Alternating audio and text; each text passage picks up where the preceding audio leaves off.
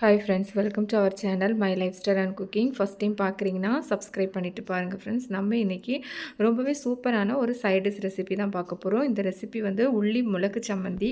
இந்த ரெசிபி செய்கிறதுக்கும் ரொம்ப ஈஸி, டேஸ்ட்டும் ரொம்பவே சூப்பராக இருக்கும். சாதம், சூடான சாதம், இட்லி, தோசை எல்லாத்துக்குமே ரொம்பவே ஆப்டாக இருக்கும். கொஞ்சமாக எடுத்து சாப்பிட்டாலே போதும், காரசாரமாக நல்ல வாய்க்கு ருசியாக அருமையான ஒரு டேஸ்ட்டாக இருக்கும். இதோட டேஸ்ட்டுக்கு எவ்வளோ சாதமும் பத்தாது. வாங்க இப்போ இதை எப்படி பண்ணலான்னு பார்க்கலாம். இது பண்ணுறதுக்கு ஒரு 15லேருந்து ஒரு 20 சின்ன வெங்காயம் வந்து எடுத்துருக்கிறேன்.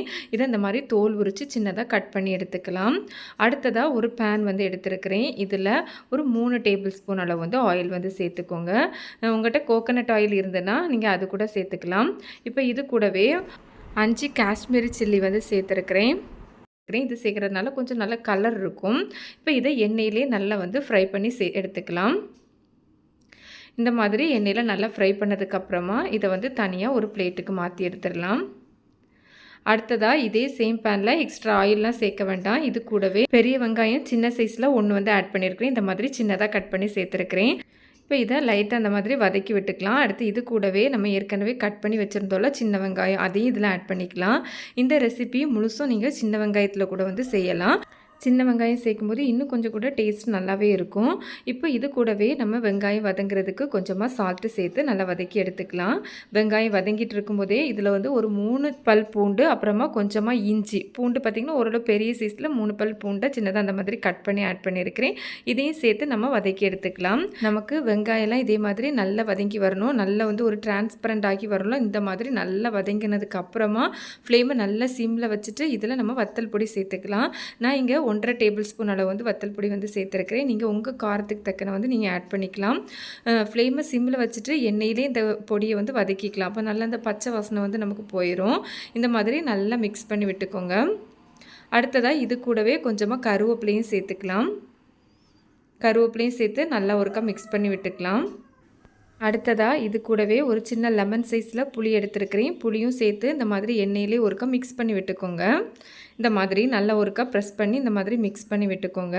நம்ம சேனல்லே நிறைய சைடிஷ் ரெசிபி இருக்குது. அதோட லிங்க் என் ஸ்க்ரீனில் கொடுத்துருக்கிறேன். சேனலே விசிட் பண்ணி பாருங்கள். கண்டிப்பாக உங்களுக்கு யூஸ்ஃபுல்லாக இருக்கும்.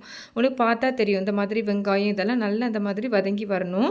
லாஸ்ட்டாக இது கூடவே கொஞ்சமாக வெல்லம் சேர்த்துக்கலாம். அப்போ அந்த புளிப்பு காரெல்லாம் நமக்கு பேலன்ஸ் ஆகி சூப்பரான ஒரு டேஸ்ட்டாக இருக்கும். இப்போது நம்ம வந்து ஸ்டவ் ஆஃப் பண்ணிடலாம். நமக்கு இது வந்து கம்ப்ளீட்டாக ஆறணும். ஆறினதுக்கு அப்புறமா ஒரு மிக்ஸி ஜார் எடுத்துருக்கிறேன்.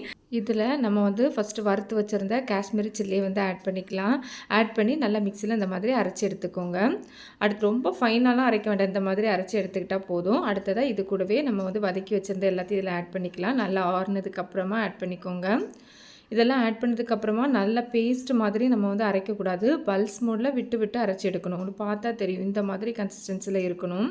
அப்போ தான் நமக்கு ரொம்பவே நல்லாயிருக்கும். உங்கள்கிட்ட அம்மி இருந்ததுன்னா அதில் வந்து அரைச்சி எடுத்திங்கன்னா ரொம்பவே வாசனையும் டேஸ்ட்டும் ரொம்பவே சூப்பராக இருக்கும். உங்களுக்கு பார்த்தா தெரியும் இந்த மாதிரி கன்சிஸ்டன்சியில் அரைச்சி எடுத்துக்கோங்க. இப்போ இதை வந்து ஒரு பவுலுக்கு வந்து மாற்றிடலாம். இந்த ரெசிபி பார்த்திங்கன்னா சூப்பரான ஒரு டேஸ்ட்டாக இருக்கும். கண்டிப்பாக மிஸ் பண்ணாமல் ஒரு முறை செஞ்சு பாருங்கள். இது கூடவே வேறு எந்த சைடிஷ் எதுவுமே வேண்டாம், இது மட்டுமே போதும். இப்போ இது கூடவே லாஸ்ட்டாக ஃபைனலாக ஒரு டேபிள் ஸ்பூன் அளவு வந்து தேங்காய் எண்ணெய் வந்து சேர்த்துக்கோங்க. சேர்த்து நல்லா ஒருக்க மிக்ஸ் பண்ணிக்கோங்க. இந்த டைமில் நீங்கள் உப்பெல்லாம் வந்து செக் பண்ணிக்கோங்க. எக்ஸ்ட்ரா தேவைப்படுதுன்னா கொஞ்சமாக ஆட் பண்ணிக்கோங்க. அவ்வளோதான் ஃப்ரெண்ட்ஸ், பார்க்கவே எவ்வளோ டெம்ப்டிங்காக இருக்குது. ரொம்ப ரொம்ப ட்ரெடிஷ்னலான கேரளாவோட ஒரு ரெசிபி தான் இது. வந்து உள்ளி மிளகு சம்மந்தி அப்படின்னு சொல்லுவாங்க. சூடான சாதம், சப்பாத்தி, இட்லி எல்லாத்துக்குமே சூப்பராக இருக்கும். கொஞ்சம் இருந்தால் கூட போதும், வேறு சைடிஷே வேண்டாம். நல்ல வரிசை எவ்வளோ சோறு இருந்தாலும் பத்தாது, அவ்வளவு சூப்பரான டேஸ்ட்டாக இருக்கும் ஃப்ரெண்ட்ஸ். ரொம்ப ரொம்ப ஈஸி தான். கண்டிப்பாக ஒரு முறை ட்ரை பண்ணி பாருங்கள். ட்ரை பண்ணி பார்த்துட்டு உங்களுக்கு எப்படி வந்ததுன்னு மறக்காமல் கமெண்ட்ஸ் பண்ணுங்கள். இந்த ரெசிபி வீடியோ உங்களுக்கு பிடிச்சிருந்ததுன்னா மறக்காமல் லைக் பண்ணி ஷேர் பண்ணி சப்ஸ்கிரைப் பண்ணுங்கள் ஃப்ரெண்ட்ஸ். தேங்க்ஸ் ஃபார் வாட்சிங். பாய்.